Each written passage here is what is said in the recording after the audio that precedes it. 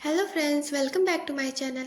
आज के इस वीडियो में हम जानने वाले हैं कि गणेश चतुर्थी का व्रत क्यों मनाया जाता है, उसकी पूजा कैसे की जाती है और क्या है कुछ स्पेशल मंत्र जिनका यूज़ करके हम गणेश जी को प्रसन्न कर सकते हैं।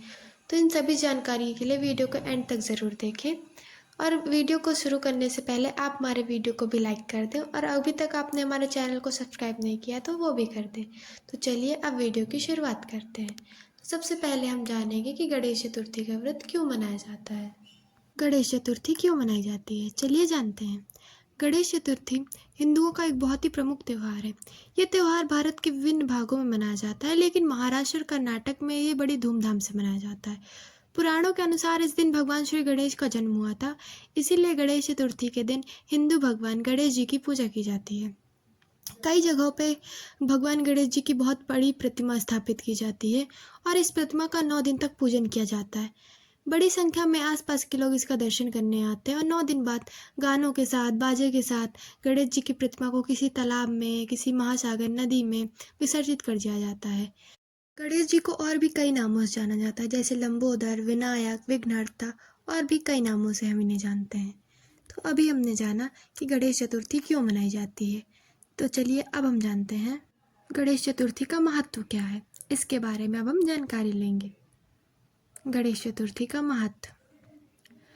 गणेश चतुर्थी का महत्व ये है कि भगवान गणेश को बुद्धि, ज्ञान और समृद्धि के देवता के रूप में पूजा जाता है।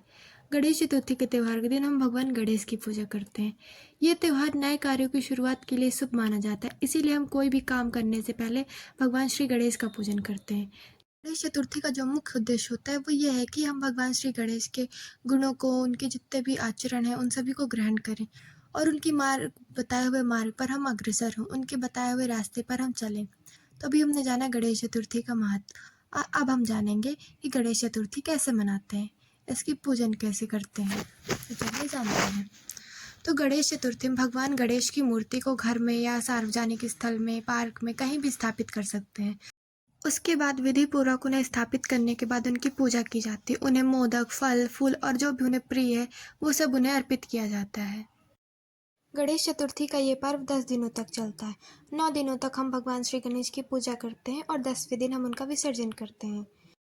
इस त्यौहार के दौरान लोग भगवान श्री गणेश की भक्ति में लीन रहते हैं और उनसे ये कामना करते हैं कि भगवान उनके सारे विघ्न हर लें। इसीलिए भगवान श्री गणेश को विघ्नहर्ता कहा जाता है, क्योंकि वो हमारे सारे विघ्नों को हर लेते हैं। तो अभी हमने जाना कि गणेश चतुर्थी कैसे मनाई जाती है। तो चलिए अब हम कुछ मंत्र जानते हैं जिनका प्रयोग हम कर सकते हैं भगवान श्री गणेश की पूजा करने के लिए, उन्हें प्रसन्न करने के लिए। गणेश चतुर्थी के विशेष मंत्र, चलिए अब इनके बारे में हम जानते हैं। तो सबसे पहला मंत्र हमारा वक्रतुंड मंत्र है।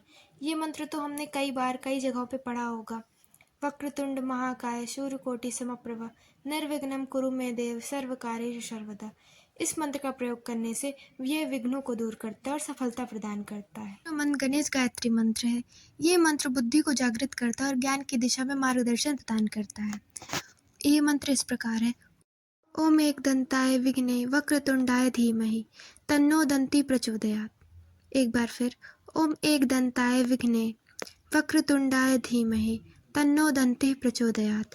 इस मंत्र का प्रयोग हम भगवान श्री गणेश के पूजन में कर सकते हैं, जिससे वह हमें हमारी बुद्धि को जागृत करें और हमें ज्ञान की दिशा में मार्गदर्शन प्रदान करें। तो चलिए अब अगले मंत्र की ओर बढ़ते हैं और जानते हैं कि अगला मंत्र हमें क्या प्रदान करता है और हम उसका पूजन किस प्रकार से कर सकते हैं। उससे पहले अगर अभी तक हमने हमारे वीडियो को लाइक नहीं किया तो प्लीज़ लाइक कर दें और हमारे चैनल को भी सब्सक्राइब कर दें। तो चलिए अब जानते हैं हमारा अगला मंत्र, जो कि इस प्रकार है।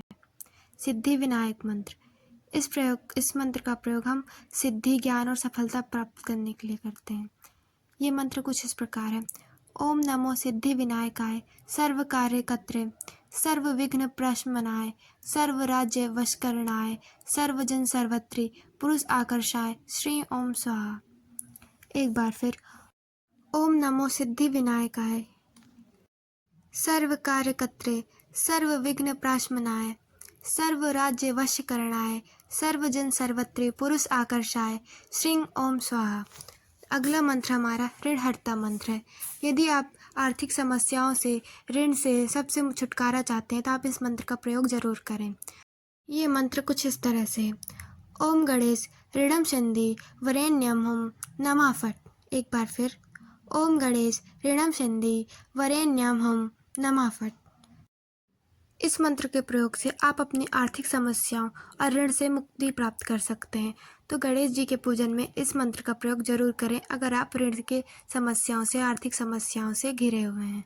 तो चलिए अब अगले मंत्र की ओर बढ़ते हैं और जानते हैं कि अगला मंत्र क्या हमारे लिए किस समस्या का समाधान करता है। तो अगला मंत्र कुछ इस प्रकार से है। मूल गणपति मंत्र। इस मंत्र के प्रयोग से हम विघ्नों को दूर कर पाएंगे और शुभता को प्राप्त कर पाएंगे। इसमें मंत्र कुछ इस प्रकार है। ओम गण गणपतये नमः। ओम गण गणपतये नमः। इस मंत्र का प्रयोग आप 5 से 7 बार कर सकते हैं और ये बहुत ही छोटा मंत्र है, इसीलिए आप इसको याद भी कर सकते हैं और भगवान श्री गणेश की पूजा में प्रयोग कर सकते हैं।